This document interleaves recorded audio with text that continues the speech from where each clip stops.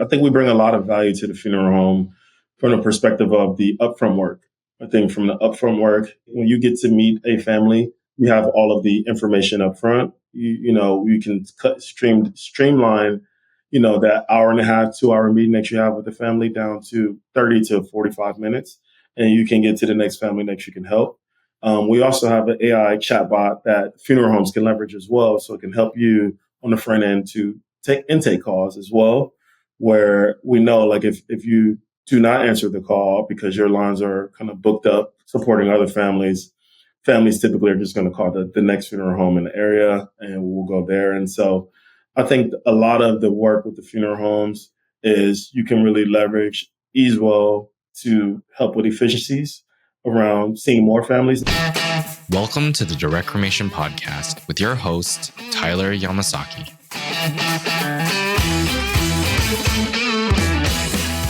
Today's guest has excelled at every level, on the court, in business, and now in death care. He co-captained the 2011 Yukon Huskies and helped lead them to a national championship.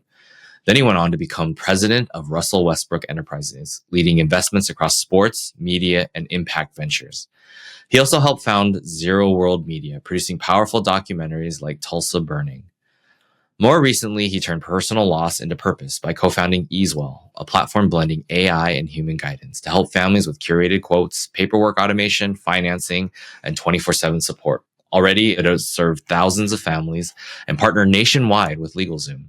It's an honor to welcome the president of Russell Westbrook Enterprises and the co-founder and CEO of EaseWell. Please welcome my guest, Donnell Beverly Jr. Appreciate it. Yeah, thanks for joining us. Of course. Appreciate you. Thanks for having me as well. Yeah, so I always like to dive into the stories behind the people, but at the same time, keep it death care related. And I know you have a storied basketball career, which I wanted to touch on, but I was thinking maybe we would go light on it. But after researching, I kind of found that your journey is really intricately tied to your basketball career. And almost go to far as to say is like, if you didn't have basketball, you probably wouldn't be launching EaseWell in the beginning. Would you say that's kind of true? I would. Yeah. I mean, just thinking back on it in some weird respect, basketball has saved my life. Just looking at myself from probably the rest of my family's trajectory. And there's a lot of males in my family who played sports. And, that's really all I knew is sports and played everything growing up. But the basketball has shaped some of my most sensitive and personal relationships today that I have. My business relationships as well. So it's really taken me across the world. Yes, in short, I don't know what I would do without basketball. I mean, we've had a lot of triumphs and a lot of major losses that come from basketball, stemming all the way back to, my childhood, losing teammates and different things like that. So it's all uniquely been intertwined. It's kind of crazy. So why don't you paint us a picture of South Los Angeles and Lusinger High School? What did those years teach you and what was that experience like? Yeah, I mean, I grew up in Inglewood, California, basically playing sports my whole life. Family, pretty much has been there. I would say it's the typical stories of lower middle class, right above the poverty line story. Parents working super hard, helped my sister and I to, have a better life than they did, come from a really loving family. And then obviously outside, there's just, being a product of your environment. But I was one of the fortunate ones because basketball, and I was pretty good at basketball at a young age, that I was able to play for, better AAU teams, that I was able to go on trips earlier in my life, or, play on teams where I didn't have to just go outside and really just be outside all day, every day, and then have anything else to do. I was always pretty much playing sports. So you got a little of that, but you see how it really shaped a lot of the friends that I grew up with who, you still have communication with today. See how them not having something to hold on to or not having, both their parents in the household really impacted them. Lusinger was a really interesting school. It's in the South Bay, and it's in Lawndale, California. Lusinger is the school that I call, like if you get kicked out of any other school in LA, like Lusinger will accept you with open arms. So we had it was a bunch of different kind of mix of, ethnicities and races. And when I first got there, it was a pretty violent school, I would say, had, race riots and different things like that at that time until we got a new principal who really cleaned up the school, but it wasn't predominantly known for sports. And so it was just kind of the homeschool to the people in the area. But, I made lifelong relationships, at that school. And, my wife went to Lusinger, as well. And so a bunch of people that are in my life today is people that I met at Lusinger. So it's been, so it's a place, it's home for me. It's home for me for sure. Yeah. And so I think at Lusinger is one of the major milestones that kind of led you to EaseWell as well, right? You and Russell lost Kelsey Bars third in high school. How did that grief experience shape how you think about death and death care? It was my first time really experiencing it where I could understand what was happening. I lost my grandfather when I was about 6, I would say. I lost my grandfather at 6. So that happened, but I was so young that I couldn't really process what was happening. And when we lost Kelsey, I was, 13, 14. And it was a shock. It was a culture shock to see how it impacted our community. It's well known that Kelsey was a top 50 player coming out of Lusinger in our community. That typically doesn't happen. Russell and I were playing basketball with Kelsey earlier that day at LA Southwest College. If you played basketball in LA in the 2000s, on Tuesdays and Thursdays, you played at Southwest. It was the open run. So everybody that was somebody in LA was there playing. If you win, you stay on the middle court. That particular day, we stayed on the middle court all day. We didn't lose a game that whole day. And Russell and I ended up leaving at the same time to get dropped off back home. And then we later get the call that Kelsey passed out, on the court. And shortly after, he passed away. And so it was a huge impact, on our community, and really just trying to process that. That was the first time I really had an experience where, it really shocked me in grieving. Right? I didn't really know how to grieve. You see everybody kind of crying around you. I didn't really know how to grieve, but I think his impact is what really, stay with me today. We wear our kind of KB3 bands, every day to show support and remembrance to who he is. But it had a huge impact on me as a person. And I think that was like the driving factor that really changed the course of, Russ's life, in some respect. And then obviously, myself as well. Yeah, I read somewhere that there was such, like, the community almost was like rallying around him to be the one that was like the model to go out and be the guy, right? Be him outside. And after he passed, it almost pushed like Russell and you to like be better, to kind of carry on his legacy. Yeah, I would say like personally, that was just like a personal kind of goal that we had, is just like, how do we honor Kelsey? I think our high school coach and now one of my closest friends, Reggie Morris Jr., he did a great job of really honing that energy into us. It's like, yeah, we're playing hard for something bigger than us, right? Yeah. So that was really the message that it was. I wouldn't say like the community was like pushing Russell and I, but I would say for the next couple of years, we were like the 2 best players on our team. Yeah. And I think we kind of carried that, energy. And I think, and I said this in Russell's story, I think Kelsey passing really lived on, like it's like Russell took that energy and ran with it.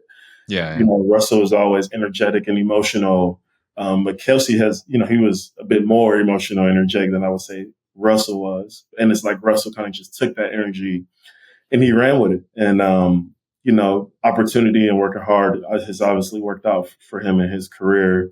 But again, I would say, we try to play for something bigger than us. And I think we take that approach to what we do in business now. It's not only about kind of what we want. It's like, hopefully we're building something that's bigger than us and has, impact on as many people as we can is really our goal. Yeah.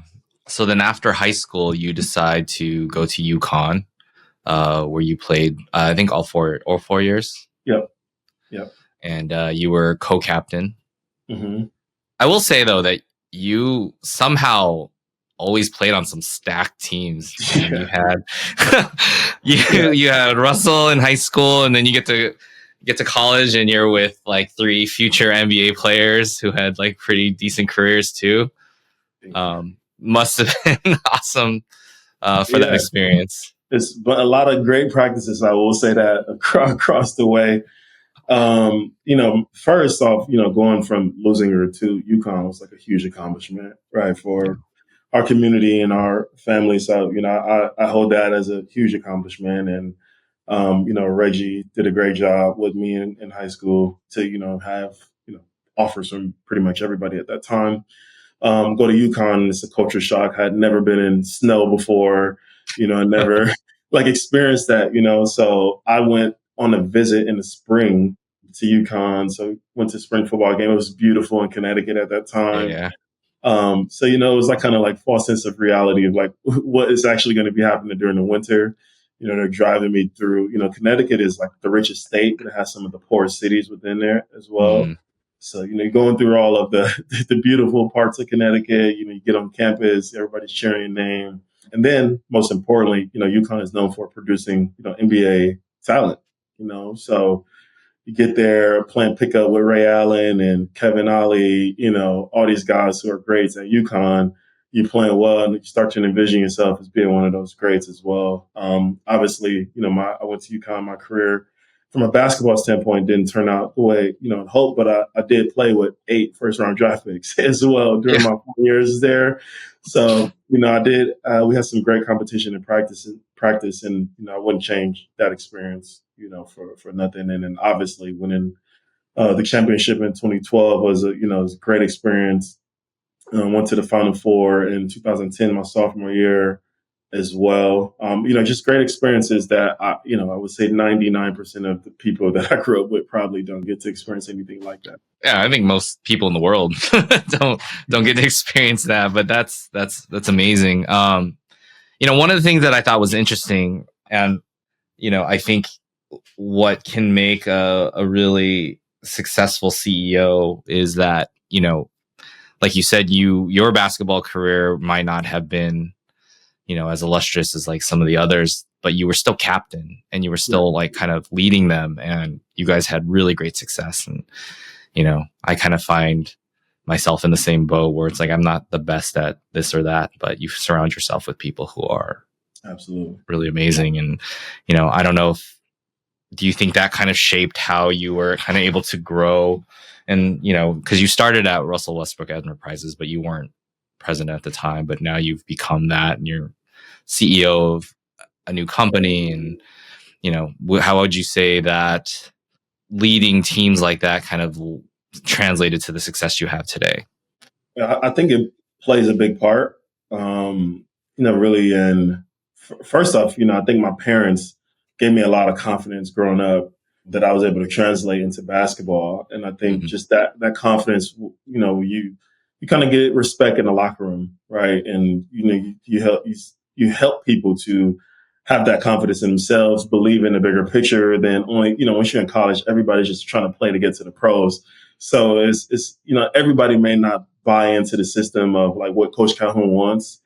I actually just seen Coach Calhoun at Kimba's wedding last month.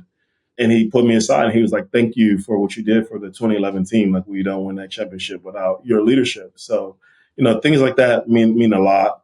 And, before, working with Russ, I worked, for probably had 50 other jobs. Most recently, I worked at a boutique wealth management firm before working with them. And so, I always tell people about my journey is that it's easy to kind of look at Russ and I. We've been, I would say close friends since I was 13 years old. To see that he made it to the NBA and then he just gave a job to a close friend. And, we're just trying to build this thing that's typical for athletes. But I didn't start working with Russ until his 10th season into the NBA. Right. Yeah. So, it was about me really building myself up. The plan was never for us to kind of work together. It was for me, it was always wanted to just add value from, afar. I didn't want him to fall into some of the traps that I've seen other athletes falling for. But within that, Russ is really smart about how he builds his community. I think he saw that I was putting a lot of value in myself, taking, what I'm doing very serious, and then always respected me as a friend and as somebody who has his best interests. So it kind of naturally happened. But I think the qualities that I took from, sports definitely translate to kind of what I'm doing today and how we run the company, how we start to drive vision and build camaraderie, not only internally on our teams, but with partners as well, because it's a huge part of like what we're doing. So what is the mandate of Russell Westbrook Enterprises under your leadership? It's profit with purpose. Yeah. Pretty much. So, how big of a role does that play when you decide to embark on a venture or invest in a an investment? I mean, it's like the only thing. It's why we would look at something versus why we wouldn't look at something, right? I think there's a small nuance of the portfolio that I oversee that there's some things that are just like, we really love this product, we really love this founder that we invested in. Yeah. 95% of kind of things that we've seen invested in or spent our time with, if it doesn't have an impact component, if it doesn't have kind of a social responsibility component to it, we probably won't look at it. We actually just passed on a few deals recently that we couldn't find like how this benefits the world or how it benefits community. But we like the concept, so it just wasn't a fit. So, profit with a purpose is something that honestly I was thinking about this at 3 a.m. one day, and I texted Russ. It was like 4 a.m. I was like, that is like our thesis. That's what we base everything off of. And those are more for like investments and kind of what we're doing. And then when we go to like the building phase, which we've done pretty well over the last 5 years, it's all about the shared value model, right? It's like, how do we have our business objectives meet community objectives? And if we can't find sense within that, then we probably won't do it. But, we leverage the success of, our business to drive societal change in communities that we work in and that we represent. And I want to talk about Zero World Media a little bit. I know you told stories like Tulsa Burning. I did read something about the Black Fives era too. Is that something you guys worked on? What is the purpose of putting these out? Is it to document like stories so they're not forgotten, or is it to bring awareness? I mean, I guess those could be one and the same, but what is the thought behind producing these or investing in these projects? Yeah, that's a great question. We the purpose of it was just it's a mix of what you said. It was for these stories not to be forgotten, untold stories, and then stories that have impact, primarily on history or Black history in America, where we resonated with. That's really what our focus was with it. And we didn't really want Zero World Media to be like, hey, we have this big athlete-led production company. I think we have too many of those today. I think it's a little saturated in the marketplace. But we looked at Zero World Media as an avenue to tell stories that we don't think are being told today, that we could then help to bring awareness to, and they had some impact on us. I think from our business model and what we've done with it, with Zero World Media, that's really birthed, RW Digital, which is our digital media company that we have, where we do programmatic media buying for a lot of large advertisers. And some of that includes custom content that Zero World Media produce, so like a Walmart or a PepsiCo, some of our big clients today. I see. We really, again, we looked at the marketplace and we said, hey, we can be another athlete-driven kind of production company, or, we could look at a different part of the supply chain within marketing and media and really tackle that and kind of create something different. And I think we've done that really well. We've grown that business. I will say when you look at not just athletes, but maybe celebrity-backed ventures or celebrity-backed things, it feels almost like self-promotion. Mm-hmm. But when you look at a lot of what you guys have done together, it doesn't feel, you could really feel the purpose there. Yeah. Like it doesn't feel like you're just pushing things out because you have a name brand that you can push out, right? It's almost not associated with that almost. Yeah. And that's intentional. And that's intentional. I think the goal is that, we don't necessarily need Russ to run and operate the business. Mm-hmm. He's the cherry on top to what we're doing. And so people, hopefully see value in, what we built and what we bring. And then we bring Russ in, when needed. And I think he likes that, and he gets to drive vision on a lot of it. And then, we go and execute. So I think that's where the trust factor with him and I come into play. Again, we've been friends for 20, 25 years now. So once we kind of come up with a concept, he trusts me to go run the play and really execute it. Awesome. So let's talk about your newest, I guess it's your newest venture, but your newest venture, EaseWell, in death care. I mean, I know the story kind of stems from all the personal loss you've had from your grandparents to your high school friend that you guys were really close with. I know you've lost your parents as well. So you've kind of gone through that journey. But how does that show itself in EaseWell? Like for a family landing on EaseWell at, let's just say, after a death, like walk me through the first 15 minutes, what the AI does, how humans step in, and what you're really trying to achieve. Yeah. Well, family, just experienced a death. They come on to EaseWell. They can make a search or they may have to input a couple steps to give us more information to know exactly how to help you. If you come onto our site and you're looking for a funeral home, input based on your kind of IP address and kind of geolocation, our AI will generate 3 recommendations in budget. AI will give you 3 recommendations in real time. You can elect for the AI to reach out to the funeral homes on your behalf based upon the information that you've provided. The AI can reach up to 100 funeral homes if you want, but obviously it'll call all 3 or it can call one. It can ask the funeral director for the date, time, capacity, costs, anything that you want. And then the AI can report back to you in whatever capacity you'd like, whether it's an email, it can call you back, and/or it can send you a text. Most of the users today are using text to get the information. Yeah. Once you get the information, you can elect to step in and, we can set the appointment for you. You can call the funeral home yourself. We can set, time that you want, that the funeral director can call you directly. But essentially what we're doing is helping families to navigate the complexities of it. And that was really my experience when losing my parents. When I lost my mom first in 2016, I was so distraught that I could not even, physically do anything. I could not physically call the funeral home. I could not go through that process. And so I thought to myself, or if there was something or there was a resource that could help me go through that process to make it easier for me, that would be great. So that's really what we were building. So you go through that process. We help to really navigate it. The AI will then step in to help you to at least get to the funeral director pretty seamlessly. Once you get to the funeral director, you set a time, you set a date, you set everything you need for a funeral. Then you can leverage our platform for the rest of the resources. And that could be for financing. That could be for, digital memorials. That could be for fundraising. You can leverage our end-of-life checklist. You can also, on our end-of-life checklist, we also just rolled out an AI feature where if you have questions, you can ask in real time.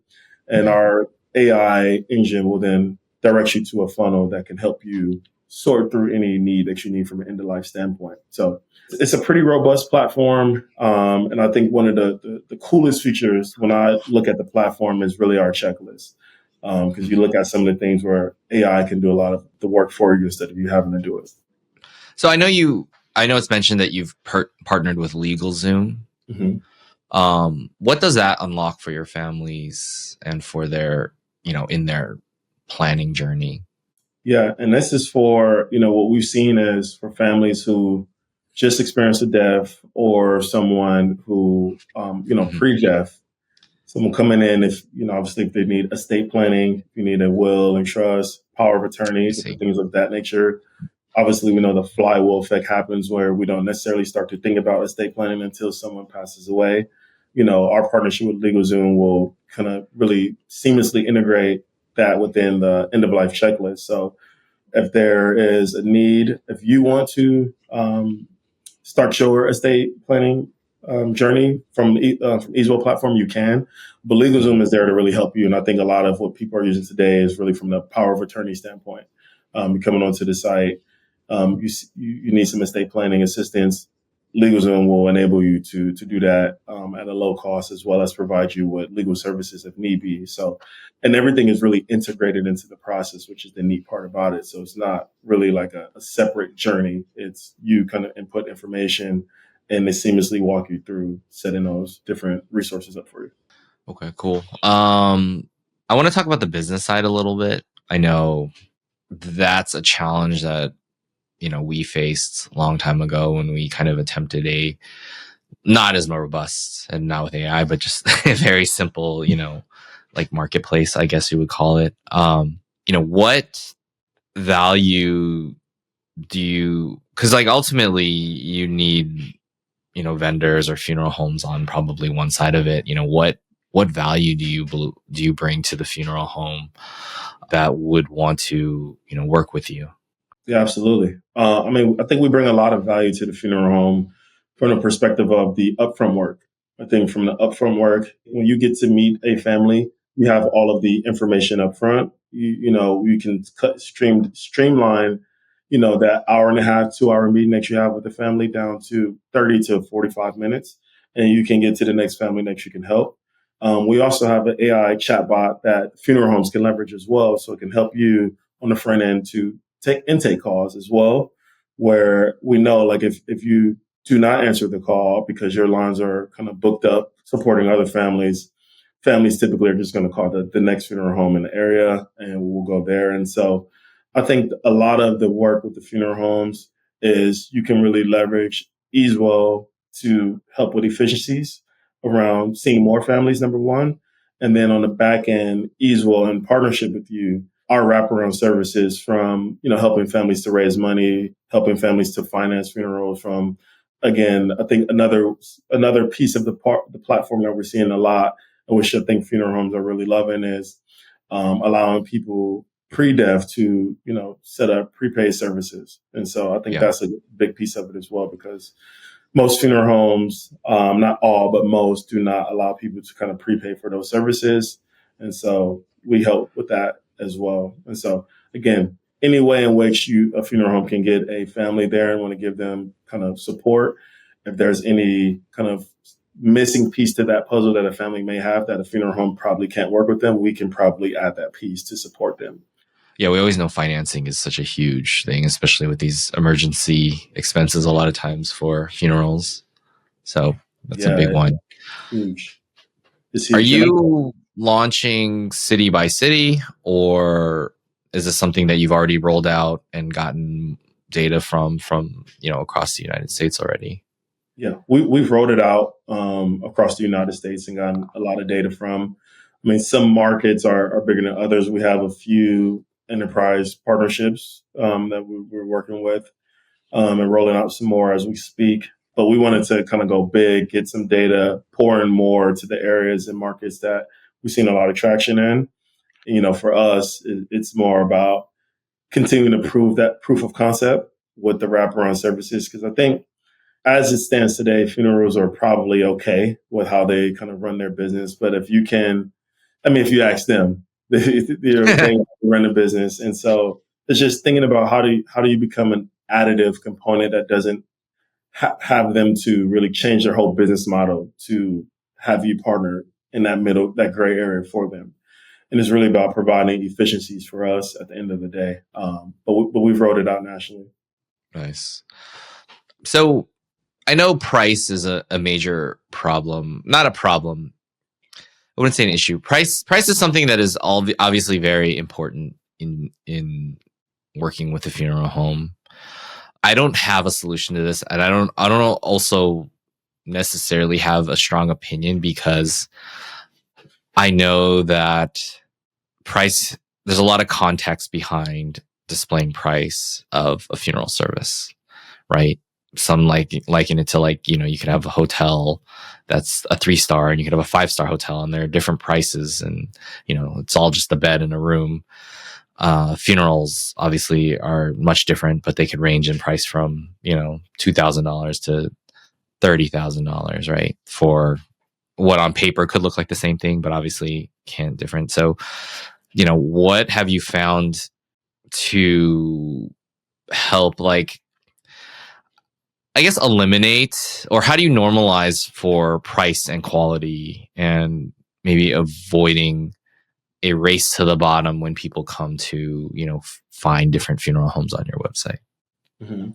Well, from the profiles on our site, I mean, we have a estimated, and we state that like, hey, this is estimated and this is Yeah. subject to change based on, additions or subtractions. So I think that's kind of one piece is we never try to act as the funeral. Yeah. It's just really the intermediary. And I think we actually just become a different advertising avenue for the funeral homes, quite frankly. Just given kind of the unique site visitors and, all of the different things that we have coming to our site. So, we never try to play in that middle ground from understanding a question of setting price for them unless we get firm prices directly from the funerals directly. So that's really kind of how we've looked at price. And then even just from our services, when we kind of kicked this off, and obviously we did a ton of beta testing before we formally came to market, we just was providing free services. And if you saw value, then, we had set price. Obviously, we're a little bit past that, but the different funeral homes that are with us today, saw value and wanted to continue working with us. So understanding this market is not like, just traditional marketing or advertising or tech. Yeah. And trust and credibility is a huge piece here. It was just like, hey, just let us provide value to you first. How much of your concierge services right now are AI versus like human? Because I know it mentioned a little bit that, where the AI can't complete, humans will step in. So, you do make sure that things do get completed. But how much of that is AI and how much of that is like human concierge right now? Yeah, I would say it's about 65-35 right now, in that range of 65 being AI, 35 being human. And it's actually pretty interesting to like watch it happen in real time. Yeah. The AI is continuing to get smarter every single day. And we were rolling out some really, really incredible resources to the platform. Every now and then, again, there's a ton of kind of text conversations going on where humans may have to step in, where AI maybe can't read how people are kind of paraphrasing in text or different things like that. But we're monitoring it. And then someone may just like in real time say, call me really quick, just so I can understand X, Y, and Z. And so in those instances, humans are picking up the phone and making those calls. A lot of the initial contact and intake, the AI is doing it, and really, it's really empathetic AI, it's really compassionate AI that was trained to understand what the user is going through, and to really work to make them feel as good as they can going through this experience, and let them know that us at EaseWell is here to help you. So, like, what is your revenue model now? Like, how does a funeral home work with you? Yeah, how does a funeral home work? Well, we'll talk about it from that side because, this is more for them than, I guess, the consumer side. So, yes. I mean, from when we first launched, we really had more of an affiliate model of like, hey, if you close this family, we have an affiliate model. There was a fee for service, etc. And so we have a few different models now. So now some of the funeral homes on our platform are leveraging our AI chatbot. So there's kind of a revenue model there, kind of a fee for that service. Still have for our new funeral homes that are coming onto platform, because there still is a huge trust factor. We have basically a 90-day onboarding process where you roll us on. It's just pure affiliate model. You close a family, one of the families that we walk to you, then you pay us kind of that flat fee. And then from there, we start to get into those services that we have. My favorite feature that we have today is from an added value standpoint is and how the AI can really help you to really, close accounts, can really help you to notify family members. It can really do everything for you. I think the closing of your accounts is the feature that I would love the most.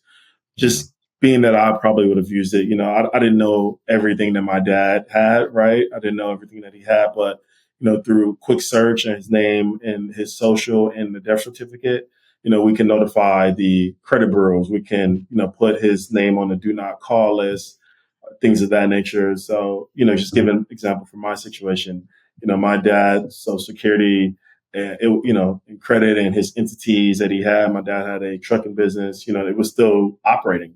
but we didn't know to the extent of, the different types of assets and entities that he did have. And so something of really leveraging our AI to check what's still active, notify credit bureaus and phone, close out your phone accounts, close out any reoccurring costs that you have that your next of kin will have to incur if you don't close those things out. It won't be filing of a tax return, different things of that nature, but the AI can help you really close that out. I think that is such a critical piece of, again, closing that stuff out. That I think, again, EaseWell, and you can offer that to your families that are walking through your doors, like as an added value service to you. So I think that's just another component that funeral homes you get when you have EaseWell as a partner. I see. So you're building a lot more tools around. It's not just a lead gen source. You're trying to build tools that they can utilize to, help with that. Yeah, you're a founder and an entrepreneur. You know how the pivots and you have to modify or the platform is going. I think the original concept stemmed from, I was sitting at a funeral director's desk, from my dad most recently, and I was sitting with my sister, and I was very frustrated. And of course, every funeral does not operate the same. I was just very frustrated at like this experience and how I had to go through this experience. And I just said to myself, other families cannot be going through it this way. And so the original concept was just like, how do we streamline this experience? How do we not see, caskets on a three-ring binder?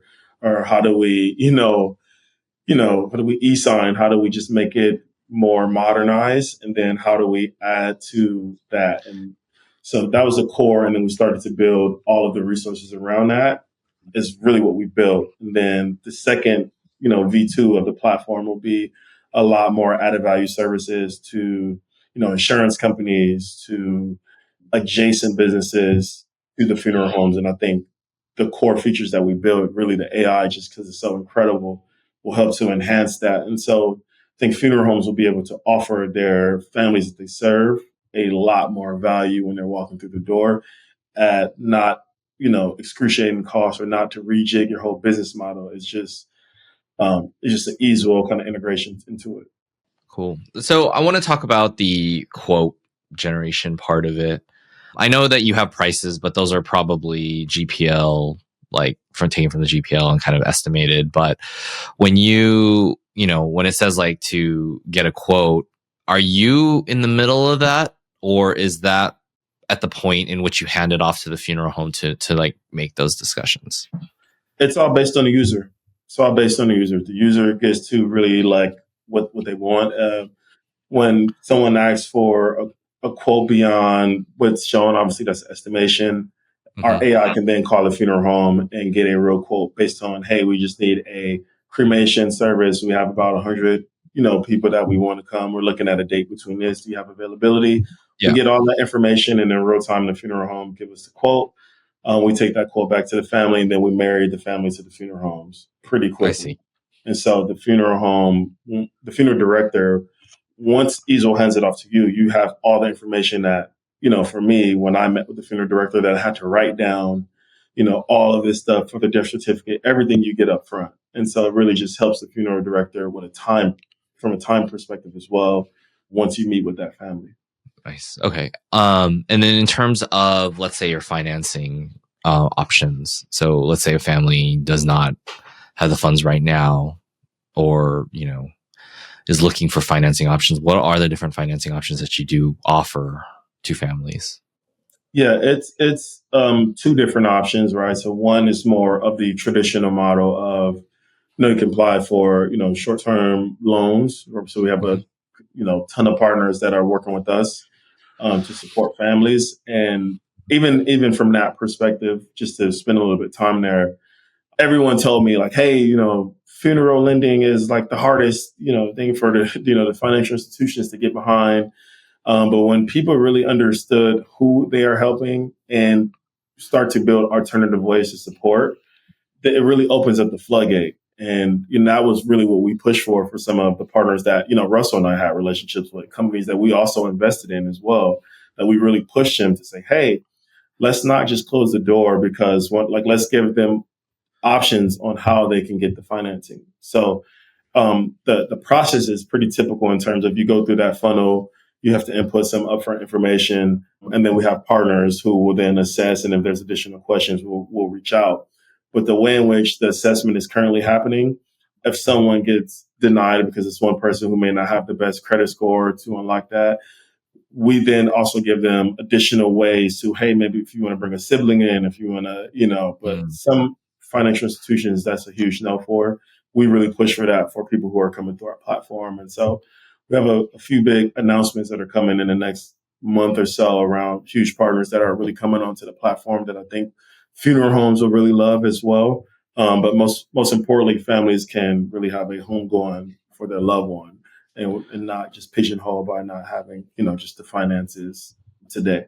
Interesting. Okay. I know that, I don't think it's a secret to say this, and I don't think I'm going to make anyone mad, but, I think death care is not the quickest to adopt the newest technologies. Yeah. I'm sure in your short stint in death care, you've experienced a little bit of that. Whenever something new comes, it's, taken with caution. And I think for good reason, right? You're dealing with sensitive things. It's not like, you mess up one funeral, that's a huge impact, right? Yeah. So there's not a lot of room for error. But what would you say to, a funeral home owner who's maybe curious about AI, but they're still very trust sensitive, right? What would be a way in which they can maybe experience what that's like from you without being all in and saying, we're going to run everything through AI today? Yeah, I would say when used right, it's here to really enhance your business and everything that you're doing. I think you can take a look at your existing, overhead and business model currently today and look at where you want to be and probably find ways where you can kind of fill holes currently. But you don't have to leverage the full suite of services of AI. And I think that's the benefit of it as well. You can leverage one thing that benefits your business and helps you with efficiencies and start to grow from there. But I would say, stick your toe in the water before you put your whole foot in. But, I would say find that one thing that's keeping you up and, giving you a headache, weekly, and tap your toe in the water with a small pilot. I think that's the only way you figure that out without really going all in. And so my biggest thing when building EaseWell was like, hey, I don't want you to adapt your whole business model to EaseWell. We want to be a seamless additive value to, what you're doing. And so I think the group, there's definitely been a ton of people, again, with tech and AI who just can immediately, shut the door. That's just a part of the process. And then there's been people who've been open to it and let me learn more about it and say, hey, we don't really need these things, but we really need help here. Mm-hmm. And those are the people who, we continue to pour resources into when we're rolling out, new products or new resources. We're reaching out to them first. Say, hey, do you want to test this? You can be the pilot on it, offer it up to your families, see if they find value in it. And then, we find ways to continue to build. But for me, it's always been about my whole life has just been about like providing value first and then, seeing what happens second. Awesome. What's next for EaseWell that you can talk about? I'm sure you have a bunch that you can't, but. Yeah. What's next for EaseWell? That I think we are building a few standalone products that will be really beneficial to the marketplace. For the consumer or the funeral? For both. For the business. Yeah, from business and from consumer. I think the more on the B2B side is new that we're rolling out is pretty interesting. And I think and one thing that I just want at least the marketplace of funeral homes and consumers to know, like from trying to provide value with partners, and for example, like the financing side, like, we're going to bat to fight to ensure that there is an opportunity for people to leverage it and not in a predatory way. And I think that's what's really important. And so it's meaningful, it's impactful. But we're rolling out some new AI features that I think are just going to be incredible to the platform. And I think that, from a B2B side and from a B2C side, people will find value in it. Nice. So I want to talk about EaseWell, the company, a little bit, not the product. When was it, I guess, founded, and how big is your team now?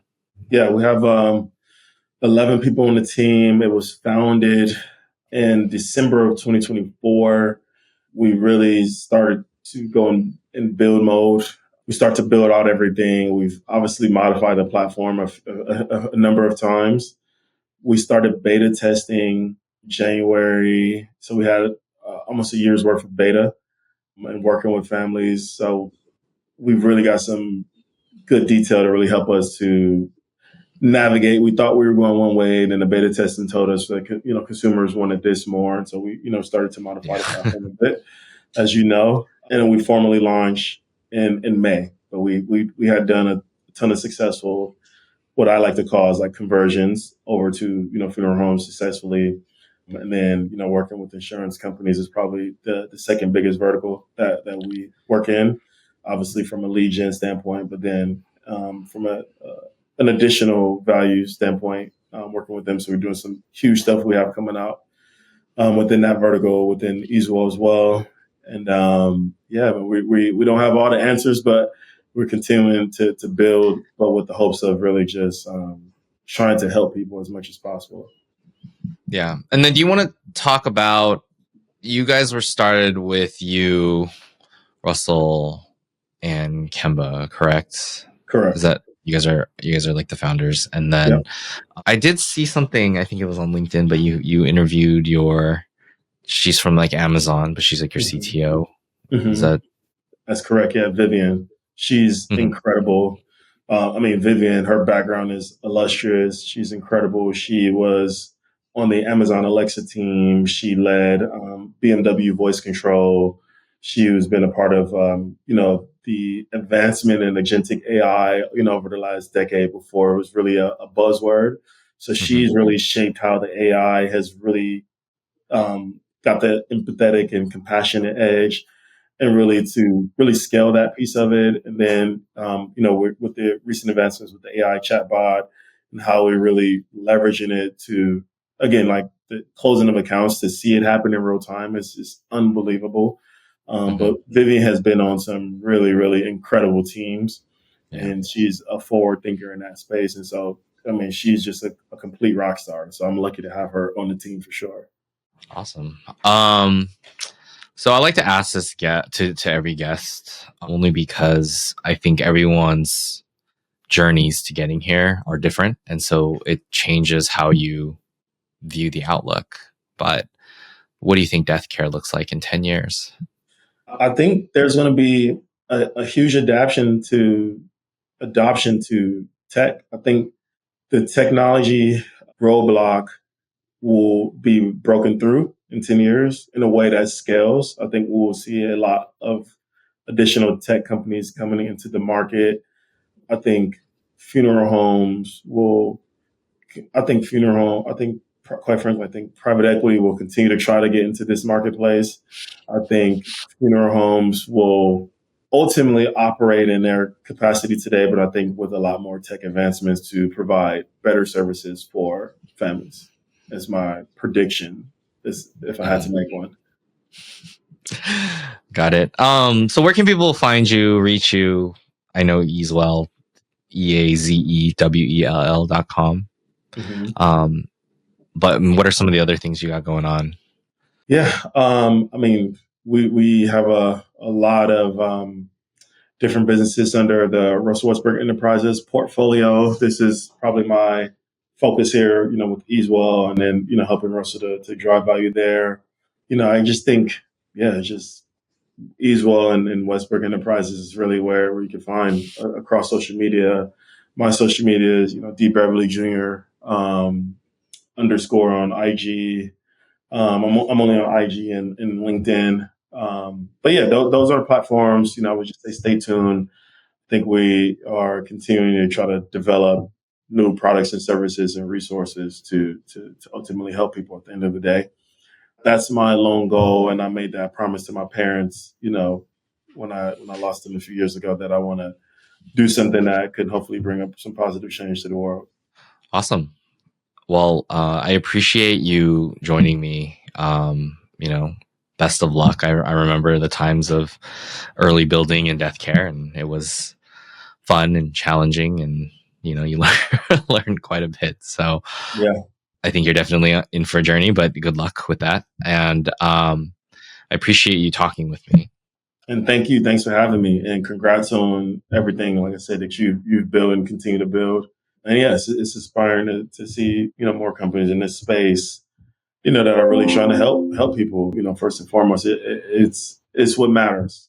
Yeah. No, I'm always excited to see the new companies and the new entrants and the new angles that they come in to make things better. And, I think, death care is evolving at its own speed, but I do think it is for the better. So I really appreciate your time, and thank you.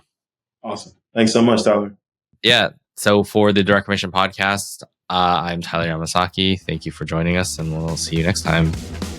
Thank you so much for listening. If you've enjoyed this episode, please leave us a review on Spotify or Apple Podcasts. If you ever want to know more, please find us at directcremation.com.